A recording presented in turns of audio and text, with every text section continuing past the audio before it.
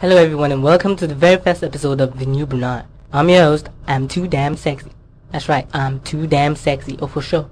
Damn, not damn. Damn. That's right, you got it right. Good. I'm sure most of you will be wondering, what the fuck is the fucking Lego toy doing fucking talking to you? Well, fuck you for asking that question. Fuck you. The concept of this show is very simple. I'm sure most of you all know where Brunei is. If you don't know, well, fuck you again. Fuck you. It's in KNUST, Ghana. And it's a place where they dumped male and female Nigerians and gave them $1,000 each on average.